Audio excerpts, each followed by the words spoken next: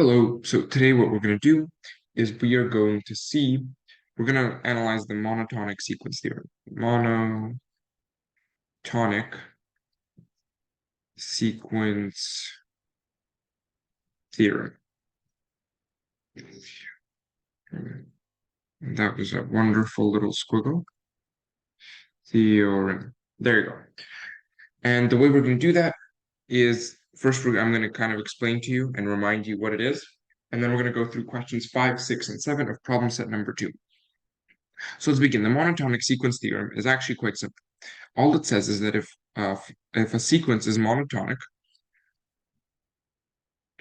which means that it is either always increasing, or always decreasing, then it is monotonic. And then if it's bounded, so a sequence has to be either has to be both monotonic and bounded for the monotonic sequence theorem to be in play. And the monotonic sequence theorem literally just states that if something is monotonic and bounded, it converges. Cool. Now let's do some questions. So let's grab question number 5. And in question number 5, what we're given this recursive, or this image, and we're going to see that it's recursive. We get 1 plus root of 1 plus root of 1 plus, and you continue so forth.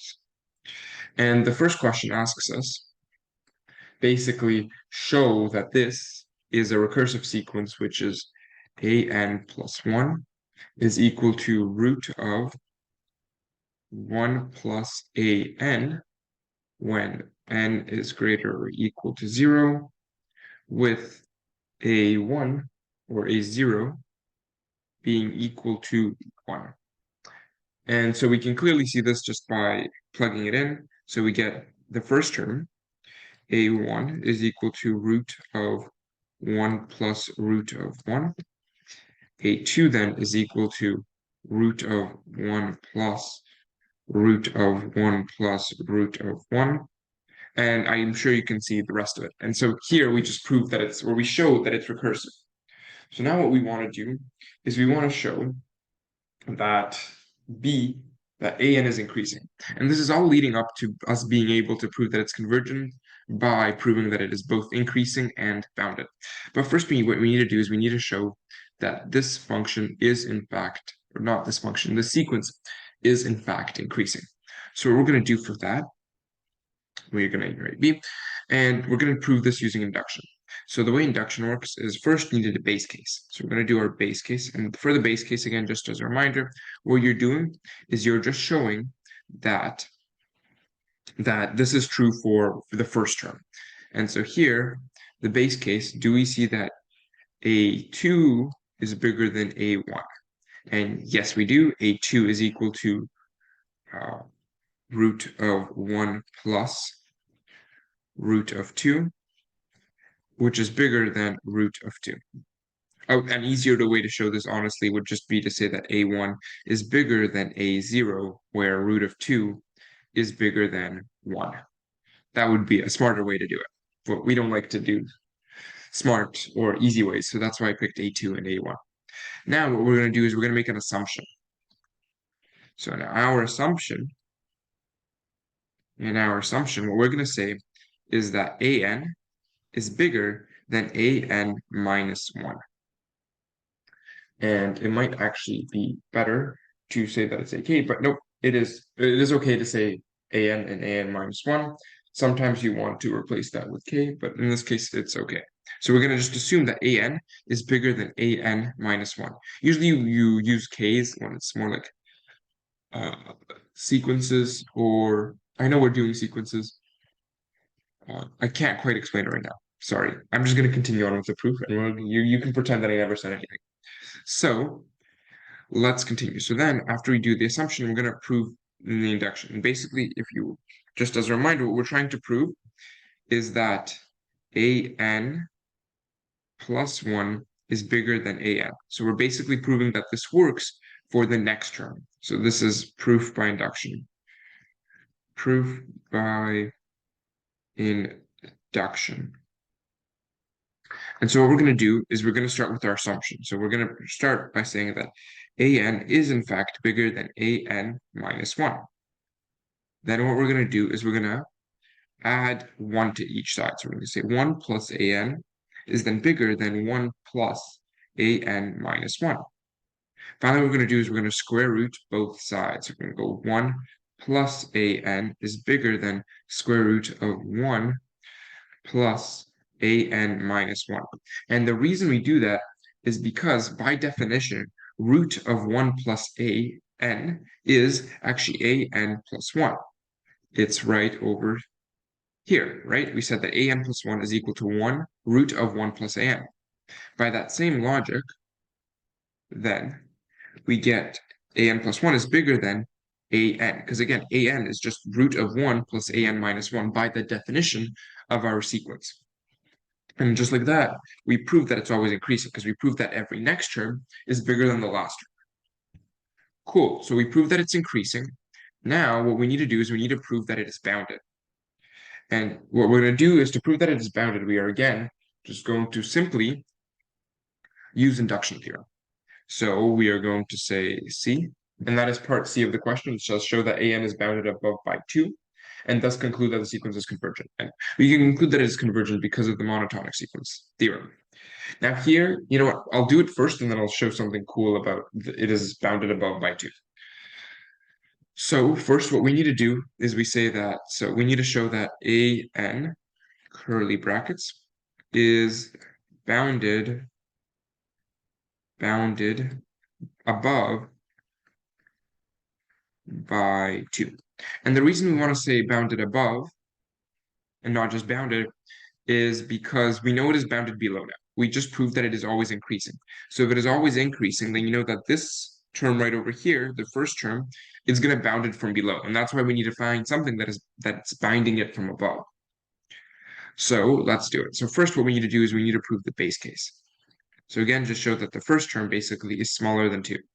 And a0 is in fact smaller than 2. So a0 is equal to 1. 1 is smaller or equal to 2. Perfect.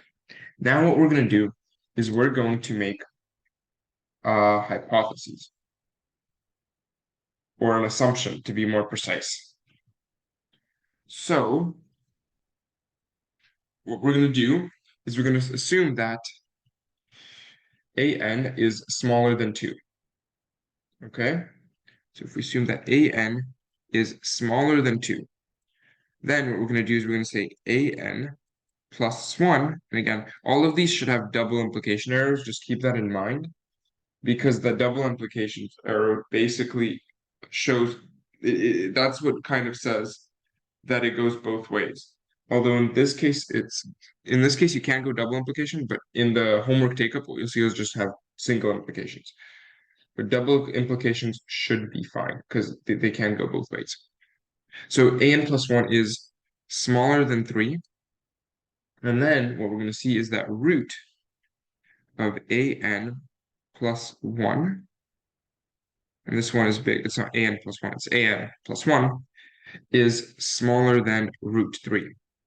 And root 3 is in fact smaller than 2.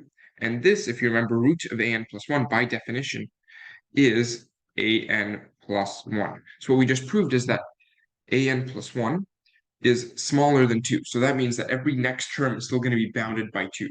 So what we just discovered is that this sequence is also bounded. And so if we just show that this sequence is both bounded and monotonic, we show that it converges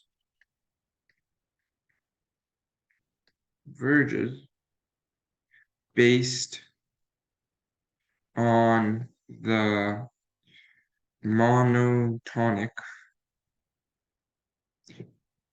sequence theorem. Perfect. Okay. Now let's go on to D. And D is just us literally finding what it converges to. So now that we know it converges, what we need to do is we need to find that what it converges to. So the way we're going to do that is, so we have our sequence an plus 1 is equal to root of 1 plus an. And now what happens is we can say that an definitely has a limit, right? And we're going to call that limit L. Now, if we take the next term of the sequence, it's actually also going to have the limit L. And how do we know this? Well, we know this because it's the same sequence. It's going to the same place, right? It's just like if you're on a bus ride, right? Or a train, and one person gets on the first stop. So here's me getting on the first stop, and then this bus goes somewhere, and here's the second stop, and somebody gets on the second stop, we're both still going to the final destination. So this is our final destination. So even though we got on one stop later, both like the same bus is still going to the same final destination. Just like in our sequence, even though like an is basically the first passenger and you're going to the final destination, and then an plus 1 is the second passenger getting on the second stop, but it's still the same final destination. And that's why we can kind of say that both of the limits are the same. And now that we have that, what we can see is we can plug this back in. So we're going to get L is equal to root of L plus 1. We're going to square both sides. So L squared is equal to L plus 1. L squared minus L minus 1 is equal to 0. Then what we can do is we can find the roots of this equation. And those are going to be, I can't think of them right now. Okay, I'm just going to use this quadratic theorem. It's going to be, what is it? It's going to be 1 plus or minus, it's going to be root of 1 plus 4 over 2. So it's going to be 1 plus root of 5. 1 plus or minus root of 5 over 2. And now I'm just going to quickly get my calculator out. I didn't think of this. Well, I think what we're going to see right now is that one of these limits actually just doesn't work. And I think it's going to be 1 minus root of 5 over 2. So 1 minus root of 5 over 2 is equal to negative 0.61. So the negative version is equal to negative 0.61, while the positive version gives us 1.6180, and so on and so forth. And we know that this isn't our limit. Why? Well, it's because we know that our sequence is always increasing, and our lowest term is 1, right? So that means our sequence is bounded by 1, and now we know what it's going to, and this now. But we know that negative 0.61 can't be it, because it's smaller than 1. And so now we know that this is our limit. And if you want to read about it, it's actually the golden ratio, or golden mean, a lot of different things, and it's quite cool. You can go look it up. Okay, let's go on to the next question. Now, the next question, here I'll read it. So suppose you are prescribed an antibiotic in which you take a dose of 100 milligrams every 12 hours. Also suppose the drug has a half-life of 12 hours. And what that means is that after every 12 hours, there will only be half of the drug left in your system. Let Dn be the sequence representing the amount of drug in your blood after the nth dose. Find a recursive formula for D. That's question A. And so what we're going to do here is we are just going to first try to visualize this before actually trying to put this on paper. So it's going to be 100. That's going to be our first. Then the second time we take it, you're going to get 100, which is our like the second dose you're taking. And in your bloodstream, we're going to have 50 left. On the third dose, it's going to be 100 plus 50 plus 25. And then on the fourth dose, it's going to be plus 12.5 and so on and so forth. So now we kind of need to think of, well, how could we describe this in a recursive sequence? And I'll give you like 3 seconds to pause the video, I guess. Think about it if you want. I don't know. Is this the type of video where you stop and let people think? I don't know. You can tell me in class what you guys think or in the comments. So we're going to go 100 plus an over 2. And so if we look at this, and we can say this is equal an plus 1, where a1 A1 is equal to 100. And so then A1 is equal to 100, A2 is equal to 150, A3 is equal to, so it would be 175, and then A4 would be equal to, oh wait, I might have made a mistake. That's funny. Give me a sec. 100 plus 175 divided by 2, and that doesn't seem right now, does it? Wait, 187.5. Does that work out? I think it does actually. Yeah, it does. Look at me. This was right. And so we see that it actually matches up with our sequence. Perfect. If you continue taking antibiotics indefinitely, how much drug would be in the bloodstream?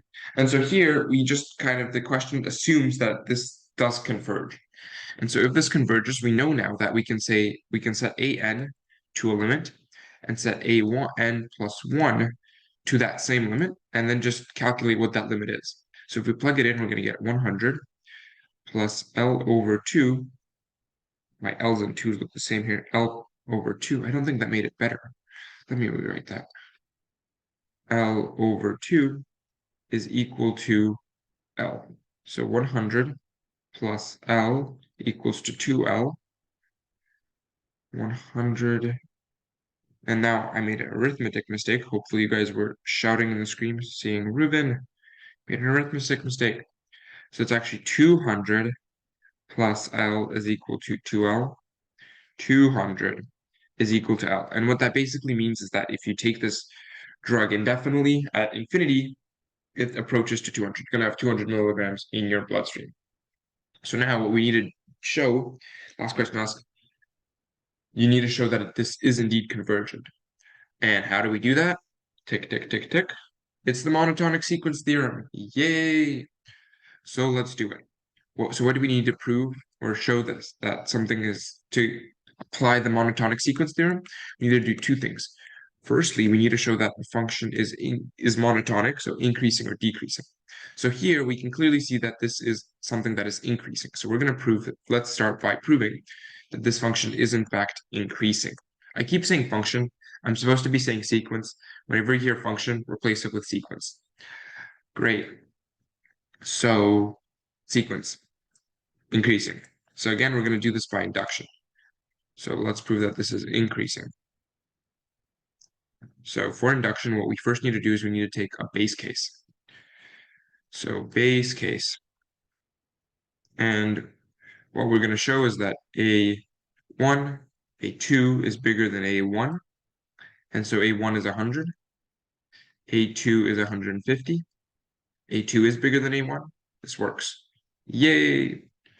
Okay, let's take now the second step, and that's our assumption. Assumption. So our assumption. So what are we saying? We're saying that an is bigger than an minus 1. And now we're going to have our inductive proof. Inductive proof. And what do we want to prove? We want to prove that an plus 1 is bigger than an. So we're going to start from our assumption. So an is bigger than an minus 1. And now, hopefully from last time, you realize that all we're really doing is we're trying to reach this over here. And the reason for that is because once we reach it, we can kind of know that those are our terms. Again, hopefully I'll do it and you can see what I mean by that. So it's over here. So what I'm going to do is I'm going to divide both sides by 2. So we're going to get an over 2 is bigger than an minus 1 over 2. And I'm going to add 100 to both sides. So an over 2 plus 100 is bigger than an minus 1 over 2 plus 100. And so, what does that show us? Well, again, by definition, this term is equal to an plus 1, which is bigger by definition. This is an. Again, by when I say by definition, what I mean is that if we look at our schematic over here, our recursive sequence, it says that 100 plus an over 2 is equal to an plus 1. So then an over 2 plus 100, which is just what we had there, is an plus 1, while an minus 1 over 2 plus 100 would give us an. And just like that, we showed that every next term is bigger than the previous term, which means that it is always increasing. Cool. Now what we need to do is we need to show that this sequence is in fact, bounded. And now we kind of know where our bound is going to be. If it is going to be, it's going to be 200. So what we should end up seeing is that if we pick 200, it's actually going to be right on it. Like after we do all our operations, it's going to be back at 200. So let's do it. So we need to prove that this is bounded. So again, we're going to do that by induction, proof by induction. So first we need a base case. So A1 is smaller or equal to 200. And we got that covered. 100 is in fact smaller or equal to 200. Smaller or equal to 200. Then we're going to make an assumption. We're going to assume that an plus 1 is smaller than 200. So yeah, we're going to assume that I meant to say an is smaller than 200, so that we can later on prove that it's going to be an plus 1. Finally, we're going to prove it. And that's what we're just trying to reach an over 2 plus 100 so that we can know that that's an plus 1 term. So it's going to be an. We're going to divide both sides by 2. So divided by 2 is smaller than. Okay, I'm rushing. Let me restart that quickly just to make it clear. So what are we trying to prove? We're trying to prove that an plus 1 is smaller or equal to 200. Smaller or equal to. Now we're going to grab our assumption and go from there to try to prove this. So an is smaller or equal to 200. An divided by 2 is smaller or equal to 100. An over 2 plus 100 is smaller or equal to 200. And so it is in fact bounded. Every next term is bounded by 200. And so now what we did is we proved that it is both bounded and monotonic. Therefore, it is convergent. Yay! Okay. Hopefully this helped.